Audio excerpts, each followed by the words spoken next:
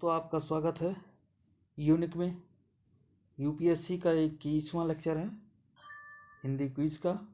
10 question per day, current affair और statistics के। 9 नवंबर 2020 ये डेट है। पहला प्रश्न लेते हैं। शहरी और ग्रामीण दोनों क्षेत्रों में देश भर के घरों के उपभोग व्यय पैटर्न की जानकारी एकत्र करने के लिए राष्ट्रीय नमूना सर्वेक्षण कार्यालय NSSO द्वारा उपभोक्ता व्यय सर्वेक्षण आयोजित किया जाता है। ये सही है। 11वें से 15वें वित्त आयोग की अवधि के दौरान केंद्र से राज्यों को होने वाले करों का हस्तांतरण में लगातार वृद्धि हुई है। ये गलत है, क्योंकि 15वें वित्त आयोग में 1% की कमी की गई है 14वें वित्त आयोग की तुलना में। तो दूसरा गलत है। और ये पूछ रहा है कि कौन सा सही नहीं है, तो इसका आंसर क्या हो जाएगा? बी। 12वें वित्त आयोग में 29.5% से बढ़कर 30.5% कर दिया गया था 11वें वित्त आयोग की तुलना में। 13वें में 30.5% से 32% पहुंची और उसके बाद 32 से 42% हुई। और 15वें वित्त आयोग में 41% हिस्सेदारी की सिफारिश की गई है। जो 1% की कमी की गई है वो जम्मू कश्मीर और लद्दाख नामक जो 2 केंद्र शासित प्रदेश बनाए गए हैं, उनके लिए केंद्र को 1% की अत्यधिक वित्तीय सहायता दिया जाएगा। अगला प्रश्न लेते हैं बायोप्लास्टिक्स के बारे में। बायोप्लास्टिक पेट्रोलियम के बजाय पौधों या अन्य जैविक सामग्री से निर्मित प्लास्टिक को संदर्भित करता है। बिल्कुल सही है। सभी बायोप्लास्टिक जैव निम्नीकृत होते हैं और पेट्रोलियम निर्मित प्लास्टिक की तुलना में अधिक आसानी से जैव निम्नीकृत हो जाते हैं। गलत है, ये ऐसा नहीं है। बायोप्लास्टिक के निम्नीकरण के लिए उच्च तापमान अनुकूल होता है। बिल्कुल सही है। इसका आंसर बी होगा। बायोप्लास्टिक पेट्रोलियम के बजाय पौधों या अन्य जैविक सामग्री से निर्मित प्लास्टिक को संदर्भित करता है। इसे अक्सर जैव आधारित प्लास्टिक भी कहा जाता है। प्लास्टिक एसिड में बदलने के लिए मकई और गन्ने जैसे पौधों से चीनी निकालकर बनाया जा सकता है।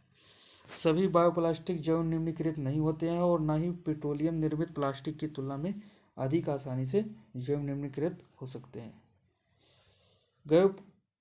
कंपोस्ट वातावरण में बायोप्लास्टिक्स की जैव निम्नीकरणीयता को अधिक घुलनशील चीनी की मात्रा बढ़ाकर और उच्च तापमान में बढ़ाया जा सकता है। अगला प्रश्न लेते हैं। निर्धन लोगों की संख्या के अनुमान लगाने वाली आधिकारिक समितियां कौन कौन सी हैं? वाई के अलग समिति, DT लकड़वाला समिति, सुरेश तेंदुलकर समिति, श्रीरंगराजन समिति। ये चारों के चारों सही है। आंसर बी होगा। 6 आधिकारिक समितियां बनाई गई थी। पहला 62 में कार्यदल, 71 में दांडीकर और N रथ समिति का है। 79 वाई के अलग समिति, 93 लकड़वाला समिति, 9 में तेंदुलकर समिति और 14 में रंगराजन समिति है। अगला प्रश्न। ग्रीन पीस की एक नई रिपोर्ट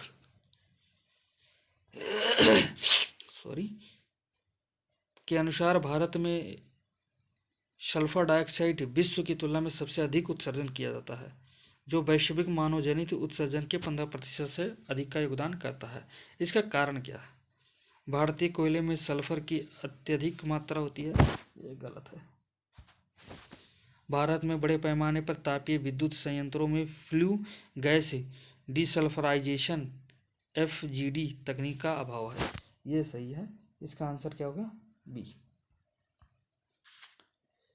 2019 में ग्रीन पीस ने रिपोर्ट जारी की थी।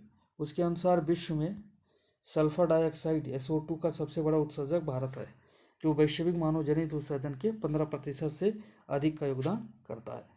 रिपोर्ट में कहा गया है कि भारत के उच्च उत्सर्जन उत्पादन का प्राथमिक कारण विगत 1 दशकों में कोयला आधारित विद्युत उत्पादन में वृद्धि होना है। वातावरण में SO2 का सबसे बड़ा स्रोत विद्युत संयंत्रों और अन्य औद्योगिक सुविधाओं में जीवाश्म ईंधन का दहन है। अन्य स्रोतों में औद्योगिक प्रक्रियाएं शामिल हैं, जैसे अयस्क से धातु का निष्कर्षण, प्राकृतिक स्रोत जैसे ज्वालामुखी और लोकोमोटिव, जहाज और अन्य वाहन और भारी उपकरण जो उच्च सल्फर वाले ईंधन का दहन करते हैं। रिपोर्ट के अनुसार भारत में अधिकांश संयंत्रों में वायु प्रदूषण को कम करने के लिए फ्लू गैस डीसल्फराइजेशन FGD तकनीक का अभाव है। अध्ययन के अनुसार भारतीय कोयले में सल्फर की मात्रा केवल 0.7% है। अगला प्रश्न लेते हैं। Telecom regulatory authority of India try किन विषयों पर आदेश और निर्देश जारी कर सकता है? प्रशुल्क, सही है। भारत में ब्रॉडबैंड की बढ़ती पहुंच, DTH सेवाएं, मोबाइल नंबर पोर्टेबिलिटी, सही है। आंसर इसका डी होगा, सारे हैं। और ट्राई के नियमित रूप से प्रशुल्क, इंटरकनेक्ट सेवा की गुणवत्ता, डायरेक्ट टू होम DTH सेवाओं और मोबाइल नंबर पोर्टेबिलिटी जैसे विभिन्न विषयों पर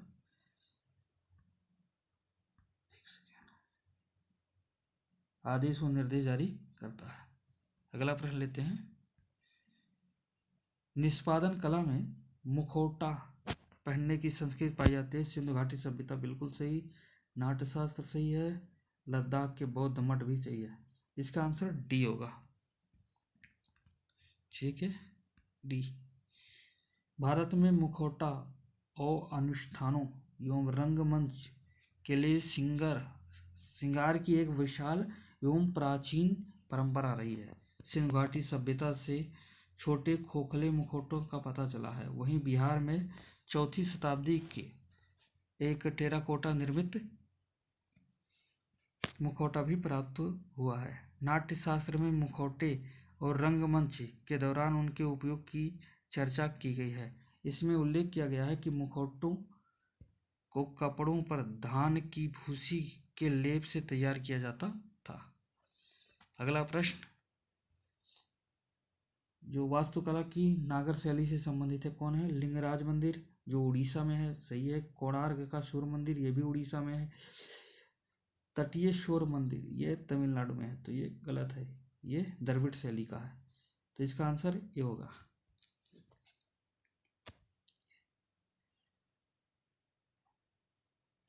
अगला प्रश्न, मुगल काल के दौरान वास्तुकला के विकास के बारे में निम्नलिखित कथनों पर विचार कीजिए। लाल बलुआ पत्थर का उपयोग अकबर के समय की वास्तुकला की एक प्रमुख विशेषता थी, सही है।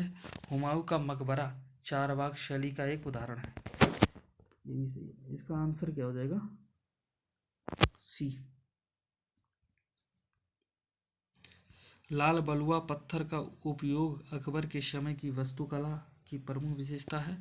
हुमायूं का मकबरा चारबाग 4 नदियों को प्रदर्शित करने वाला 4 चतुर्भुज उद्यान का एक उदाहरण है, जिसमें कुंड नालियों के माध्यम से जुड़ा हुए हैं। अगला प्रश्न, लाल किले में दीवान-ए-खास किससे संबंधित है? व्यक्तिगत सभा हित समारोह कक्ष। 1571 में स्वागत करने के लिए बनाया गया था दीवान-ए-खास, जो व्यक्तिगत सभा हित समारोह कक्ष था। दिल्ली के लाल किले में एक कक्ष है ये। आप जब लाल किले में जाएंगे तो आपको ये देखने को मिल सकता है। यह वह स्थान था जहां मुगल सम्राट अकबर ने दरबारियों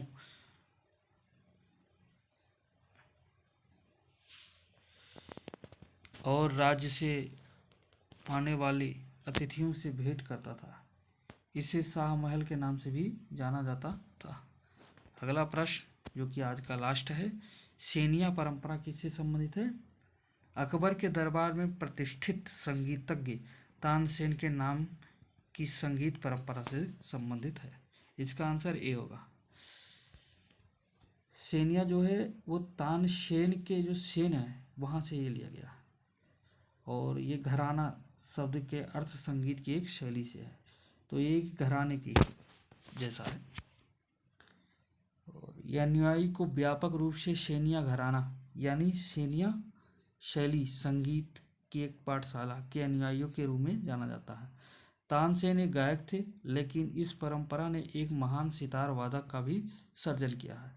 सितार वादन की सेनिया शैली सितार के प्रसिद्ध महान गुरु तानसेन के परिवार के उस्ताद मशीद सेन के साथ शुरू हुई, जो मशीद खानी शैली के प्रवर्तक थे। तो आज का डिस्कशन यहीं पर समाप्त करते हैं। धन्यवाद।